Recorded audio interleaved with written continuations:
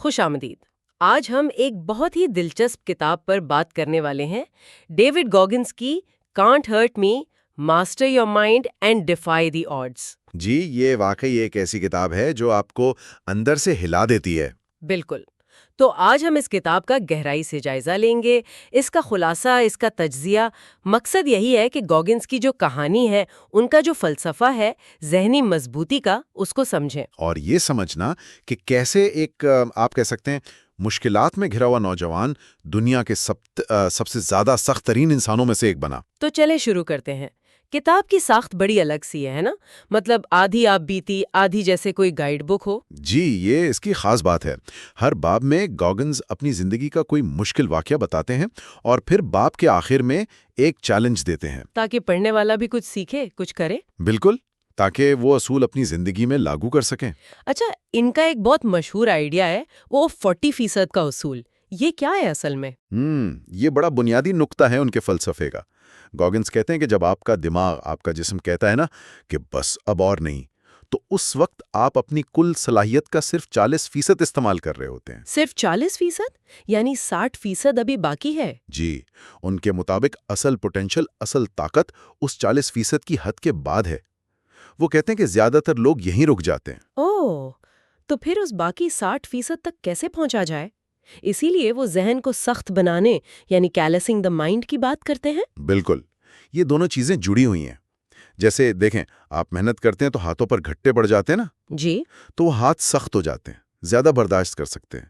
گوگنز کا ماننا ہے کہ اسی طرح جان بوجھ کر تکلیف، مشکل چیلنج برداشت کرنے سے آپ کا ذہن بھی سخت ہوتا ہے۔ یعنی اپنے آپ کو جان بوجھ کر مشکل میں ڈالنا؟ ایک طرح سے ہاں، تاکہ آپ کی برداشت بڑھے، آپ اس 40% والی دیوار کو توڑ سکیں۔ اور گوگنس کی اپنی زندگی تو اس کی بہترین مثال ہے۔ ان کے بچپن کے حالات بہت مشکل، گھریلو تشدد تھا، نسل پرستی کا سامنا تھا، پھر وہ نیوی سیلز میں گئے۔ اس کے لیے وزن کم کرنا پڑا، وہ بھی کوئی 100 پاؤنڈ سے زیادہ، صرف 3 مہینوں میں۔ 3 مہینوں میں 100 پاؤنڈ؟ جی، اور پھر نیوی سیلز کی جو بدنام زمانہ ٹریننگ ہے، ہیل ویک، ہاں، ہیل ویک۔ وہ انہوں نے 1 نہیں، 2 نہیں، 3 بار مکمل کی۔ 3 بار؟ اور سنا ہے ایک بار تو ٹوٹی ہوئی ٹانگوں کے ساتھ؟ جی، سٹریس فریکچرز کے ساتھ۔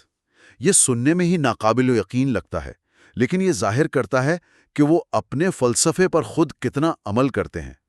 تکلیف کو گلے لگانا۔ واقعی رونگٹے کھڑے ہو جاتے ہیں۔ اچھا، ایک اور چیز وہ کہتے ہیں، احتساب کا آئینہ، یعنی اکاؤنٹیبلٹی مرر۔ یہ کیا تصور ہے؟ یہ بھی خود کو بہتر بنانے کا ایک، آپ کہیں، سخت طریقہ ہے۔ گوگنز کہتے ہیں کہ شیشے کے سامنے کھڑے ہوں اور ایمانداری سے، بالکل بے رحمی سے اپنی کمزوریاں، اپنی خامیاں، اپنے بہانے، ان سب کا سامنا کریں۔ سامنا کریں مطلب صرف سوچیں؟ نہیں، وہ تو خود اپنی خامیاں سٹیکی نوٹس پر لکھ کر آئینے پر چپکا دیتے تھے، تاکہ روزانہ صبح اٹھ کر وہ چیزیں نظر آئیں جن پر کام کرنا ہے۔ کوئی بہانہ نہ چلے، خود کو جوابدار ٹھہرانا۔ بہت شدید ہے، خود سے اتنی ایمانداری۔ اچھا، اور جب کبھی ہمت جواب دے جائے، مشکل وقت ہو، تو اس کے لیے ان کا کوکی جار والا آئیڈیا ہے، یہ کیا ہے؟ یہ بڑا دلچسپ ہے۔ کوکی جار آپ کی ماضی کی کامیابیوں کا ایک ذہنی ذخیرہ ہے۔ وہ تمام لمحات جب آپ نے کسی بڑی مشکل پر قابو پایا تھا، کوئی بڑی کامیابی حاصل کی تھی۔ اچھا۔ تو گوگنز کہتے ہیں کہ جب آپ کو لگے کہ اب ہمت نہیں رہی، تو اس ذہنی کوکی جار میں ہاتھ ڈالیں، اپنی کوئی پرانی جیت یاد کریں، کوئی کامیابی یاد کریں۔ تو اس سے ہمت ملے گی؟ جی، یہ آپ کو یاد دلائے گا کہ آپ پہلے بھی مشکل حالات سے نکل چکے ہیں، آپ میں وہ صلاحیت ہے۔ جیسے گوگنز خود شاید اپنی ہیل ویک کی تکمیل یاد کرتے ہوں گے، یا وہ جو انہوں نے پل اپس کا عالمی ریکارڈ توڑا تھا، 17 گھنٹے میں 4030 پل اپس۔ او خدایا، 40-30، یہ سب خیالات بہت پاورفل ہیں، لیکن کیا یہ سب کچھ ہر ایک کے لیے؟ مطلب کتاب پر کچھ تنقید بھی تو ہوتی ہے۔ ہاں، ہوتی ہے، اور کچھ جائز بھی ہے۔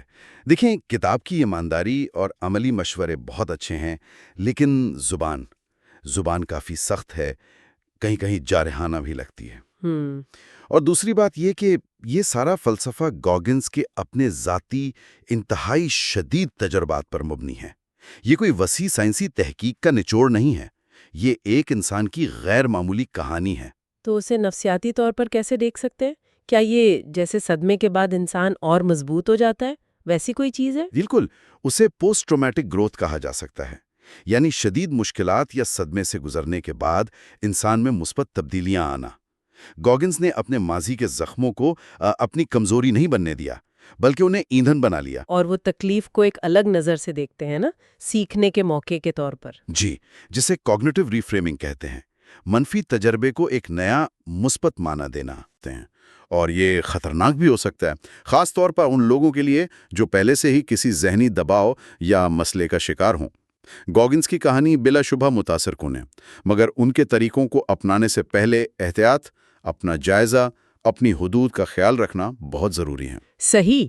تو خلاصہ یہ ہوا کہ کانٹ ہرٹ می ایک آپ کہہ سکتی ہیں لازمی پڑھنے والی کتاب ہے ان لوگوں کے لیے جو واقعی خود کو بدلنا چاہتے ہیں، اپنے آرام کے دائرے سے باہر نکلنا چاہتے ہیں۔